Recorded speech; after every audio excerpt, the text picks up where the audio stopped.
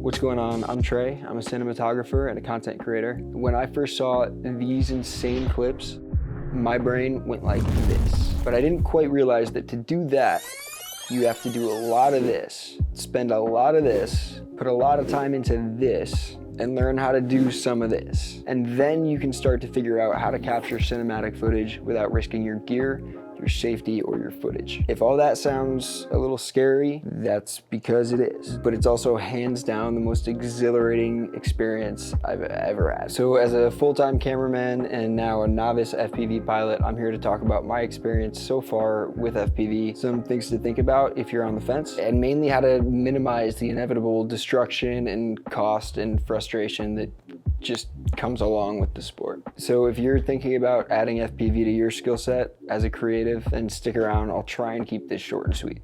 First up, let's talk money. I'm a full-time creator. I don't have endless money to replace quads and cameras, which is why this first part is about reducing your money out, because I knew out the gate that FPV was gonna run up the bill. And even if you have cash to burn, approaching this with a more cautious and prepared mindset will save you a lot of frustration. It'll keep you in the sky for a larger percentage of the time instead of trying to shake drones out of trees and repair your quad in the field or crash too hard and just lose your footage. This is a pretty expensive endeavor. At a bare minimum is like $1,000, but you'll easily spend $2,000 to $5,000 with a digital DJI setup. And after that, there's gonna be recurring costs for you to replace and repair and upgrade your quad when you want to. It'll add up fast, and that's cool. Personally, I didn't want to blindly drop a couple grand without ever even flying.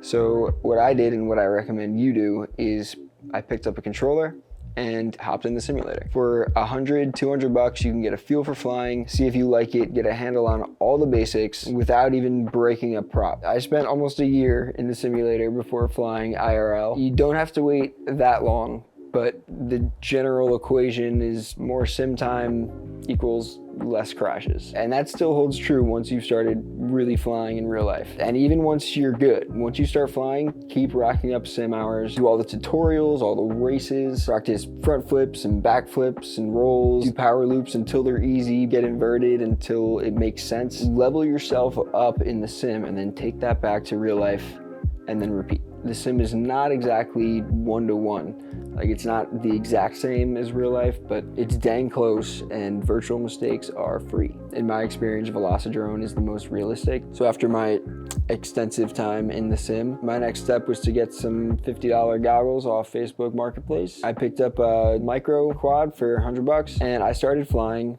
inside. God damn it.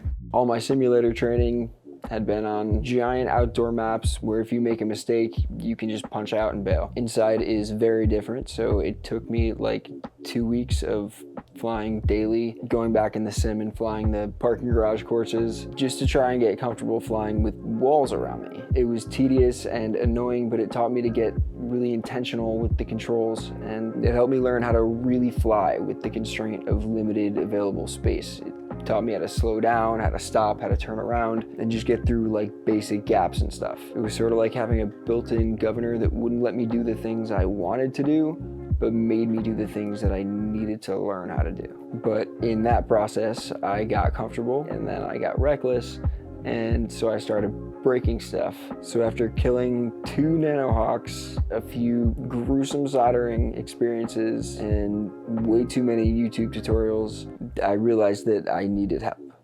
So much help. Trust me, the more you get into this, the more questions you're gonna have, and the less of them are going to be just Googleable. This brings us to part 2, which is fly with friends. Honestly, this should have been section 1 because joining a Facebook group was the only thing that kept me in the air and in the game. I was kind of scared to join a group because I had like no experience flying and I'm not like an electronics guy, but I got a super warm welcome from all the guys in CTFPV. It was like finding an encyclopedia of everything I needed to know, suggestions, explanations, recommendations, different points of view, and so much like encouragement to come out and fly with them and make videos and post videos and to push myself. And they were like this real-time solution solution-based constructive criticism from these dudes who are like basically experts. And without that support, I'm sure that I would have gotten frustrated and given up a long time ago. Trust me, you can read up all you want, but sooner or later, you're gonna need to ask a real person what the is going on with my quad. Actually, I sort of take that back. Because did you know there's like a legit book on FPV? At my first meetup with this Facebook group, I met the guy who wrote it, Christian. He's the author right here. Flight Dynamics of FPV. And if you're going to read anything, read this book. It breaks down everything about the sport and explains the how and the why of FPV as an art as well as a science. Highly recommend. 10 out of 10. Anyways, like a month after joining the group and getting some really good suggestions, doing some research, I ended up buying my first and my second Bind and Fly 5-inch quads. And I know I didn't build them. Personally, I learn best with a template, and I plan on building one. I think I could now, but that's also why this is specifically a non-technical video. Gotta play your strengths, but I am extremely happy with the iFlight Nazgul V2 and the Nazgul Evoque, both on analog, both on Crossfire. I've been flying them for about 2 months now, trying to fly with people and alone, with the GoPro, without, at new places and at places I'm comfortable with. I've gotten some good footage. I've had some rough crashes. I learned how to solder and how to not solder. I'm really just loving the journey. FPV is like hours of research and practice and work, all leading up to like a 5 or 10 minute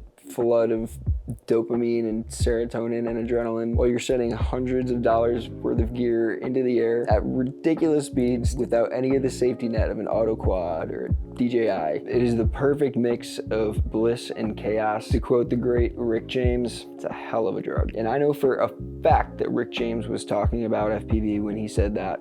Which brings us to part 3. Define why you're learning this and let that be your guide. If you're a creator, you probably already know that, but me being very ADHD, I have to remind myself to control my obsessive tendencies and rein it in a little bit sometimes. So in the name of your sanity and your budget, you should ask yourself some questions as you embark on this journey. How can this skill add value to you and build your brand or move you further towards your goals? How are you going to use it? Can you afford the cost of broken parts and the time for all the repairs? Are you good with electronics, or are you going to have to invest some time into that? Where can you fly all the time that's legal and safe and close by? You don't need answers to all these questions at the starting line, but keep asking questions as you decide where to spend your time and money, because knowing the answers to those questions will inform all of your decisions going forward. And there are so many decisions. You will drown in the different options and variables and hardware, firmware, gear and rate tuning, and on and on and on. So define your purpose and try and let that guide you. For me, I wanted to capture smooth, beautiful, cinematic footage of scenic places and people for clients, films, stock footage, and social media. So that's how I direct my decisions on what gear to get, where I fly, who I fly with, what content I'm watching and analyzing, what settings I'm shooting with, all that. But my point is knowing what you want out of this. It keeps you from being pulled in too many different directions. And it also minimizes feeling like you always have to get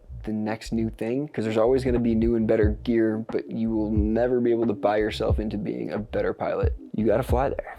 If you like this video, hit that thumbs up. If you want to hear more, if you just want to say what's up, hit me in the comments. Hit subscribe if you want to stick around. And until next time, peace.